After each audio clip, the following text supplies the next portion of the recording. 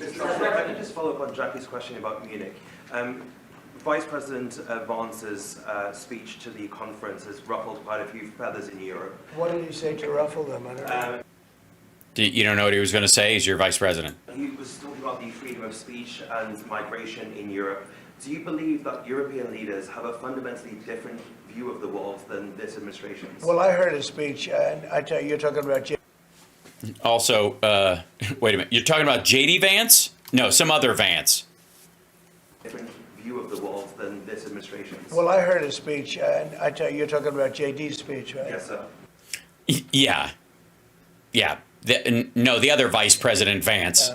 I heard his speech, and he talked about freedom of speech, and I think it's true in Europe. They're losing their wonderful right of freedom of speech. I see it. I mean, I thought he made a very good speech, actually, a very brilliant speech. Yeah. Yeah, what was your favorite part? That the guy, I mean, obviously, you could bring up freedom of speech because the other guy mentioned it in his question to you, but what else did he talk about? What else did he, I mean, you read it. Europe has to be careful. And he talked about immigration. Yes, according to the guy asking the question, yeah. And Europe has a big immigration problem. Just take a Sure. look at what's happened with crime. Take a look at what's happening in various parts of Europe. I thought his... Yes, there is, I've heard that there's been crime in various parts of Europe of different types. speech was very well received, actually. I've heard very good remarks. No, you haven't. And in regards to Ukraine as well, yesterday you mentioned that you thought Ukraine's NATO aspirations were one of the main reasons that the war broke out. Who do you blame for the war, Ukraine or Russia? Well, I think that there were a lot of people to blame. All I can say is very simply, if I were president, that war would never have happened. And you know what else wouldn't have happened? The Middle East wouldn't be all blown up, and October 7th wouldn't have happened either. Those two areas, you wouldn't have inflation, you wouldn't have October 7th, you wouldn't have Russia and Ukraine fighting. None of those.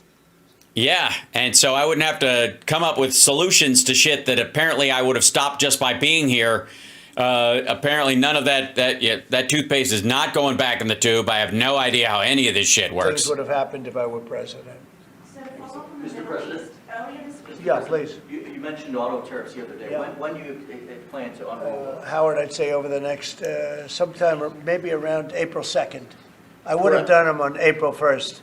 Believe it or not, I'm a little superstitious. No, literally, we had it planned for April 1st. I said, let's make it April 2nd. You know how much money that costs? That costs a lot of money just that one day, but we're going to do it on April 2nd, I think. Is that right? That's right.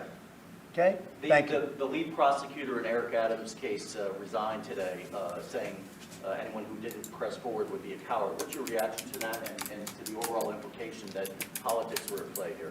Well, I don't know about it. I mean, obviously, I'm not involved in that. But I would say this, that if they had a problem, and these are mostly people from the previous administration, you understand, so they weren't going to be there anyway. They were going to all be gone or dismissed.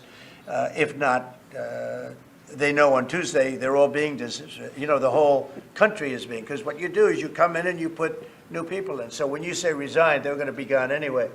But I know nothing about the individual case. I know that they Yeah, just enough to let him go. didn't feel it was much of a case. They also felt that it was unfair with the election. Look, I would know that better than anybody because I was weaponized more than any human being in the history probably of the world.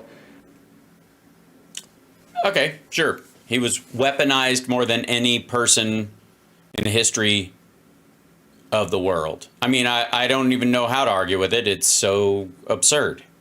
I mean, it's not really a sentence. And I won the election in a landslide, winning all 7 swing states, winning the popular vote and everything else, because the people got it. It was weaponized, and I was weaponized literally weeks before the election. But Sorry, you were weaponized? You mean it was weaponized against you? I think his brain doesn't I work. think there's also something to be said. I read that. There's something to be said for what they were doing. It looked to me to be very political. But why didn't they bring this up like 4 or 5 weeks ago, 6 weeks ago, whenever it happened? They just sat around and didn't complain. Then all of a sudden they complain, and they know they're all being dismissed anyway. So, that's the way it is. Well, I think the idea is that they want they didn't complain because he wasn't going to be basically pardoned, or you weren't going to pull the DOJ off of him for the crimes he committed until you decided you liked It's him. called politics, I guess. Mr. President, Yeah, please. Earlier this week, you predicted that all hell would break loose if Hamas didn't hand over all of their hostages. What do you expect to happen tomorrow in terms of I don't know what's going to happen tomorrow at 12 o'clock. If it was up to me, I'd take a very hard stance. I can't tell you what Israel's going to do.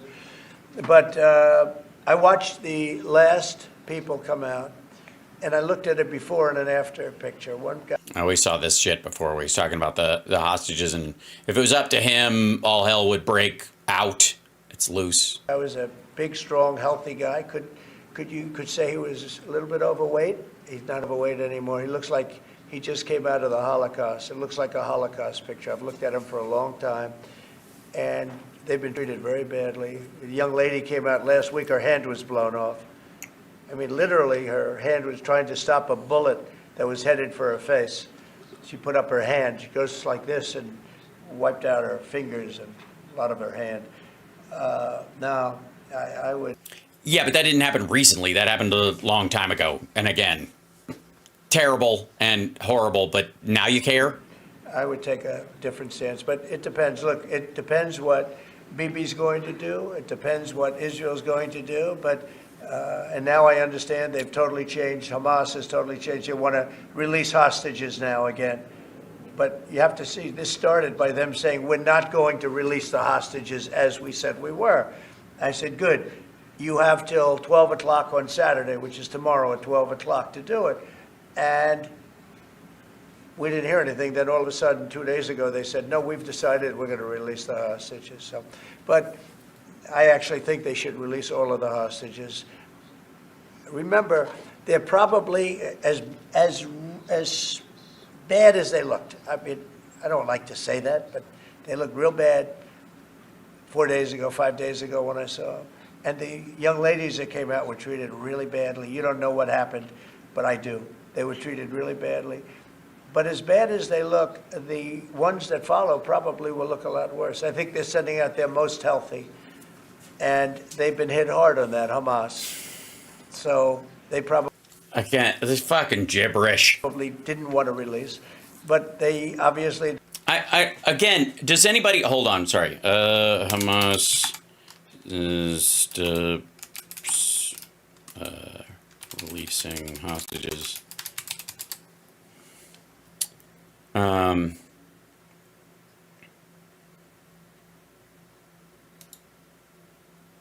Yeah, this is what he's talking about. Palestinian group Hamas announced on Monday it would stop releasing Israeli hostages until further notice over what it said were Israeli violations of the ceasefire agreement. In reply, Israel Katz, the defense minister, said Hamas had violated the ceasefire agreement with its announcement and that he had instructed the military to prepare at the highest level of readiness in Gaza and to defend Israeli communities. Abu Abaida, the spokesperson for the Hamas's military wing, said that since the ceasefire came into effect January 19th, Israel had delayed allowing displaced Palestinians from returning to northern Gaza, targeted Gazans with military shelling and gunfire, and had stopped relief materials entering the territory. The ceasefire has largely been held over the past 3 weeks. Although there have been some incidents where Palestinians have been killed by Israeli gunfire, the flow of humanitarian aid into Gaza has increased since the ceasefire. Abaida said Hamas will not release any more hostages until Israel complies and compensates for the past weeks, whatever that meant. And then they just announced who was coming out. And they were like, they're marching them out there and putting them on a stage and showing them, let's see, Israel is set to free more than 360 Palestinian prisoners in exchange that had been thrown into doubt after days of mutual recriminations. Now it appears to be back on track. Hamas on Friday published the names, here you go, of 3 more hostages. Why does this do this? I don't even understand it. Hamas on Friday published the names of 3 more hostages to be released, signaling an impasse over the immediate future of the ceasefire, with Israel had been overcome after days of recrimination between both sides. Let me open this up again. There we go. 3 men are set to be freed on Saturday as part of a series of exchanges between Israel and Hamas. Hamas named them Alexander Trufanov, Sagui Dekel Chen, and Ayer Thorn. Mr. Bekel Chen is one of the last American citizens held in Gaza. That's they're trying to like clear this out. I will say see the where's the last ones? The this is released.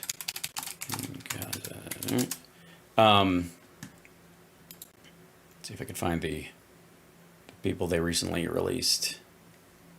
Yeah.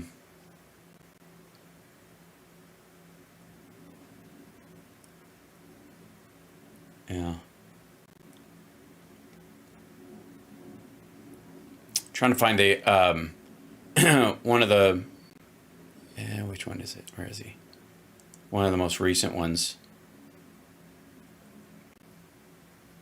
Anyways, one of the men, they released, I think, 2 women and a man recently. His wife and 2 babies are still being held, if they are indeed alive. I wanted to find like his picture, but I don't see it in here. Like it's just the, maybe this one's it. Let's see, back up.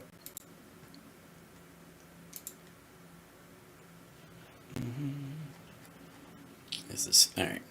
News search is just fucking broken at this point. It just, let's see. Oh, here we go.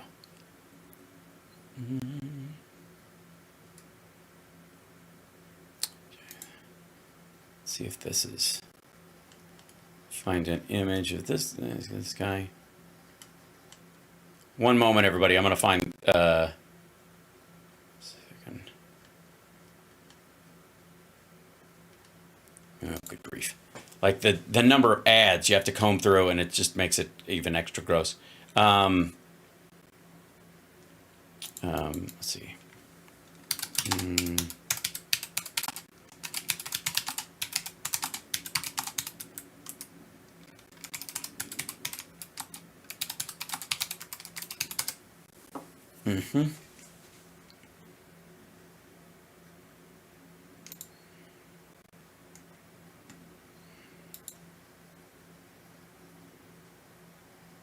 Okay, this is a different dude. One second. This guy said they asked him what he plans on doing, and he was like he hopes to see his wife and daughters. He didn't know that they were murdered on October 7th, so he had been held this whole time, thinking that if he gets out, he'll be able to see his family. They're dead. And let's see.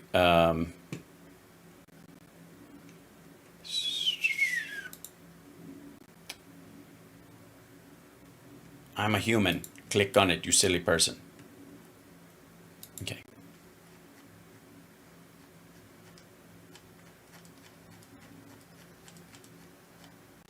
Oh well, I mean, it's going to be hard to find the footage of this right now, or the like. I'll just get back to where we were. Boink.